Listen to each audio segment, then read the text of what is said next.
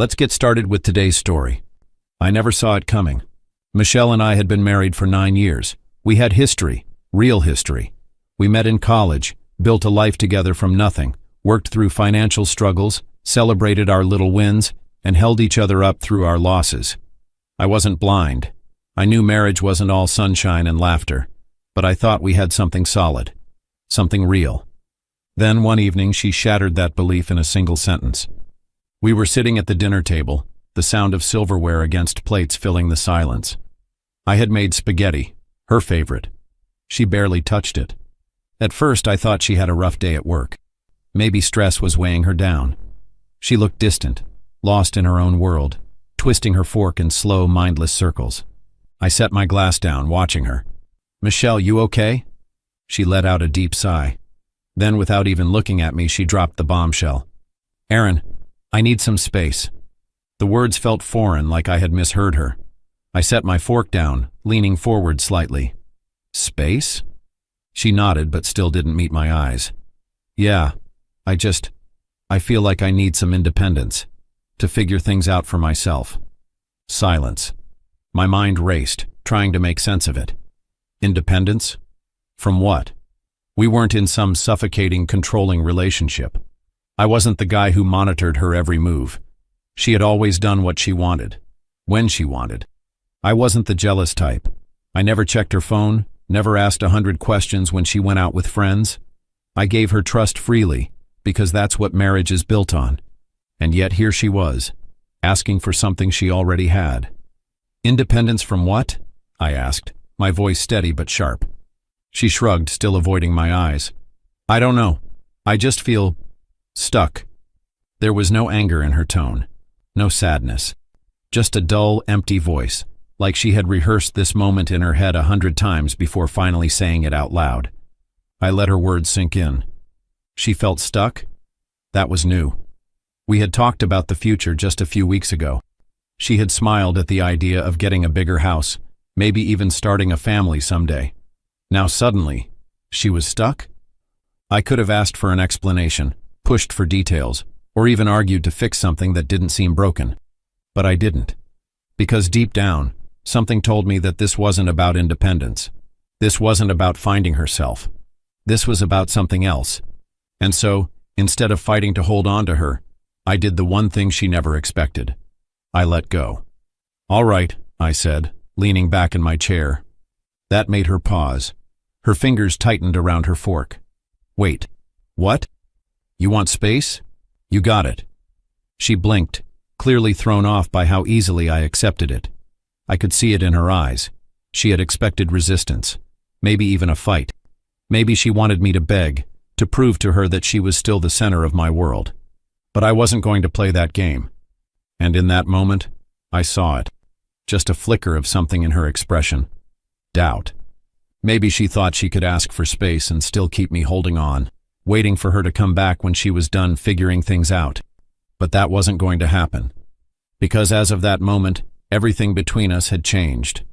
At first, Michelle seemed relieved, almost happy. She started going out more, staying out later than usual. She bought new clothes, dresses she had never worn before, heels she used to complain hurt her feet. And then there was her phone. Before, she had always been open with it. Left it on the counter, never worried about notifications. Now it was always in her hand, always buzzing. And when I walked into the room, she would tilt the screen away or lock it before I could see anything. I didn't say a word. I stopped asking where she was going. I stopped checking in when she came home late. I didn't wait up for her anymore. And she barely noticed. For a while, she thought she had won. But the thing about people who crave freedom is they never expect to feel lost without the person they took for granted. And that's exactly what started to happen. It started with small things, little cracks in the confidence she had when she first asked for independence. One night she came home past midnight. The old Michelle, the one who used to text if she was running late, who used to slip into bed quietly so she wouldn't wake me, was gone. This new version of her walked through the front door like she didn't owe anyone an explanation, like she was expecting a fight. I was sitting on the couch, scrolling through my phone, completely relaxed. I didn't even look up right away.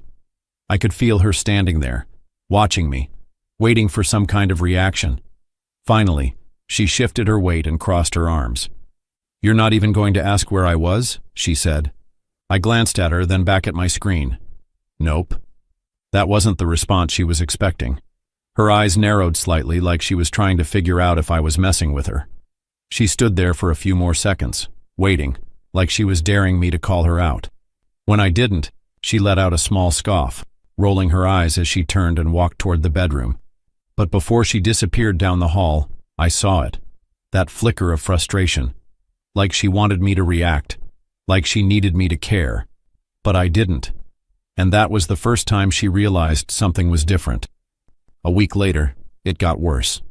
Michelle started texting me more, but not for the usual everyday things like, "Can you grab milk on the way home?" Or "Did you take out the trash?" No. Now she wanted to know where I was. The first time it happened, I was out with a couple of friends. My phone buzzed, and when I checked, I saw her name on the screen. "Where are you?" I read the message. Didn't reply.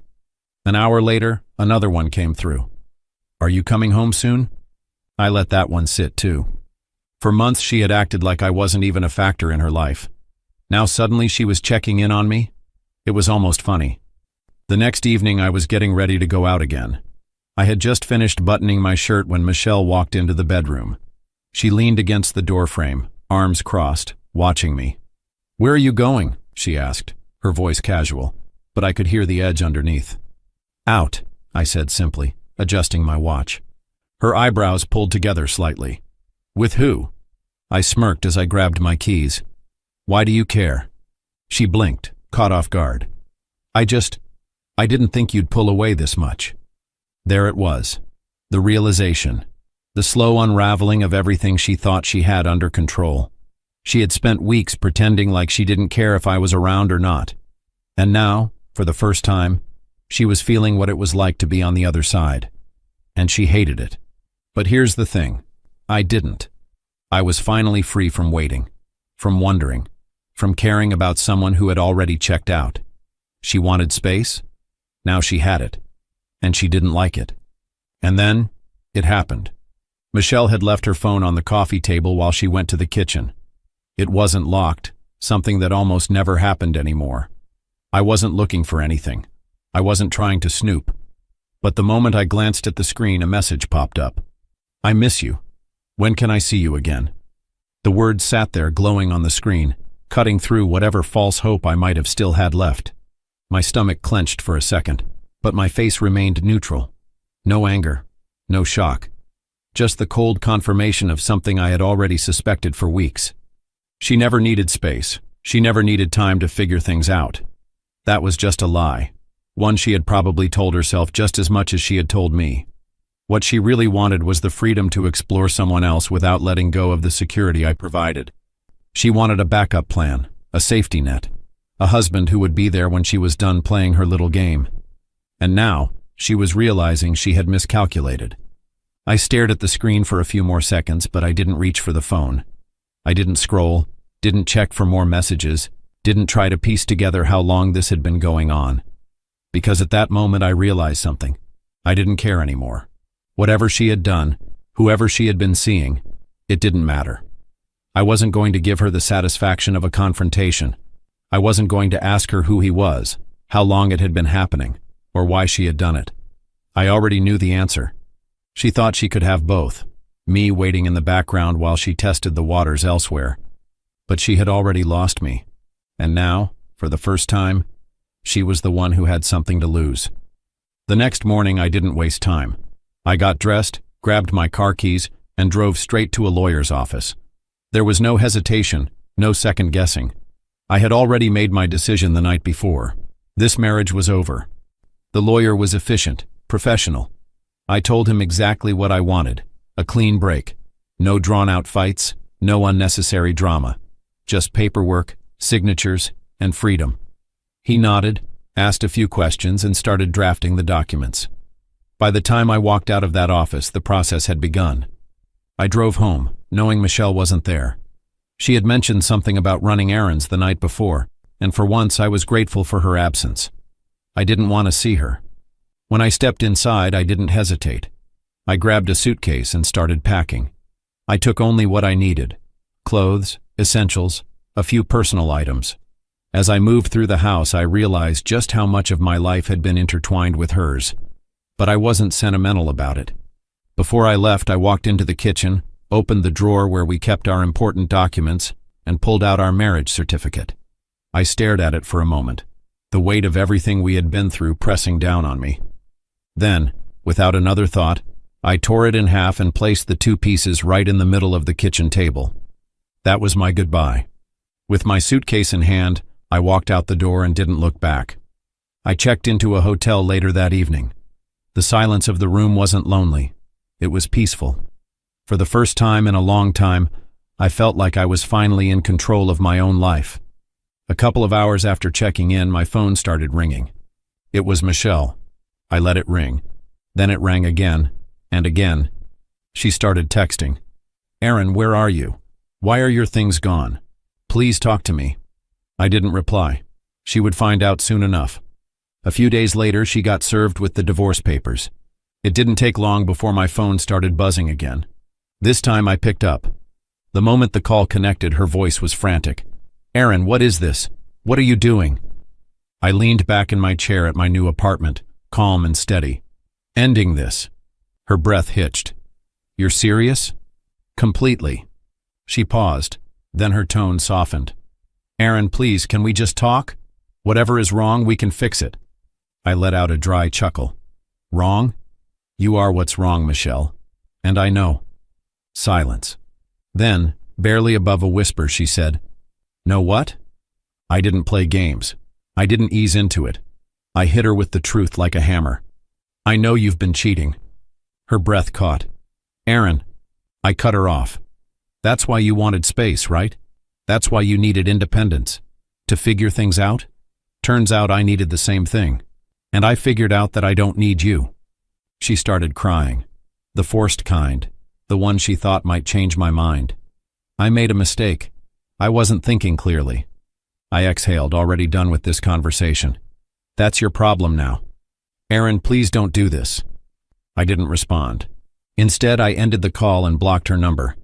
Then I turned off my phone, sat back, and for the first time in years, I smiled. Because my life was finally mine again. The divorce went through smoothly. No drawn-out battles, no dramatic fights. She didn't contest it, probably because she knew she didn't have a leg to stand on. Once it was finalized, I moved on. I got a new job opportunity, and for the first time, I felt like I was truly living for myself. Months passed. I barely thought about Michelle anymore. She was just a memory, a lesson learned. Then one evening I ran into her at the grocery store. She looked different. Not bad, just different. A little worn out, like someone who had spent too much time chasing something that never really existed. She saw me first and hesitated. Then, as if deciding she had nothing to lose, she walked over. "Aaron," she said, giving me a small smile. "Hey." I nodded. "Michelle." She glanced at my cart, then back at me. "You look good." "Thanks." I didn't return the compliment. She shifted uncomfortably, then sighed. "Look, I wanted to say I'm sorry." I raised an eyebrow. "For what exactly?" She swallowed. "For everything. For taking you for granted. For making the biggest mistake of my life." She hesitated before adding, "It didn't work out with him." I almost laughed. Of course it didn't. She took a deep breath. "I don't expect you to forgive me. But maybe we could try again?" I stared at her for a long moment, then shook my head. "No, Michelle, we can't." Her face fell. "Aaron, please." I cut her off. "You lost me, and there's no coming back from that." Her shoulders slumped. She looked like she wanted to say more, but she didn't. Instead, she just nodded, blinking back tears. "I get it." I gave her one last look, then turned and walked away. As I left the store, I didn't feel anger. I didn't feel sadness. I just felt free. Thank you for watching.